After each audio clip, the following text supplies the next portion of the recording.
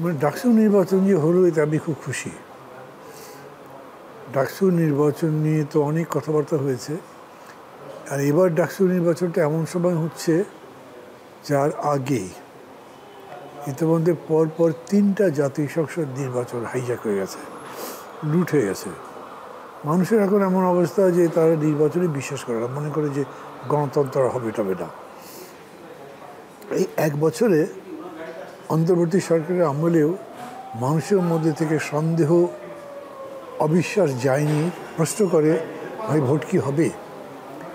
ডাকসু নির্বাচনটা সুষ্ঠুভাবে হওয়ার কারণে মানুষের মনের কাছে একটা সিগন্যাল গেল যে না, ভালো ভোট হওয়া সম্ভব।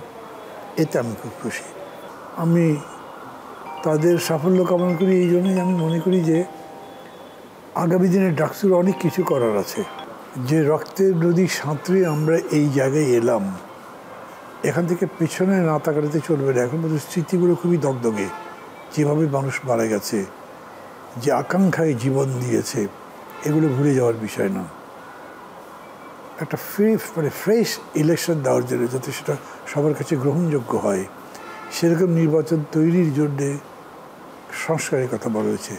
এগুলো আমাদের দায়িত্ব। আমি মনে করি আমাদের মানে শিক্ষার্থীদের দায়িত্ব, এবং ঢাকা বিশ্ববিদ্যালয়ের শিক্ষার্থীদের দায়িত্ব সবচেয়ে বেশি। সংস্কার সম্পর্কেও তার যে থিওরিটিক্যাল দিক আছে, নৈতিক দিক আছে, তারা যেরকম করে গাইড করতে পারবে, এটা অন্যরা পারবে না।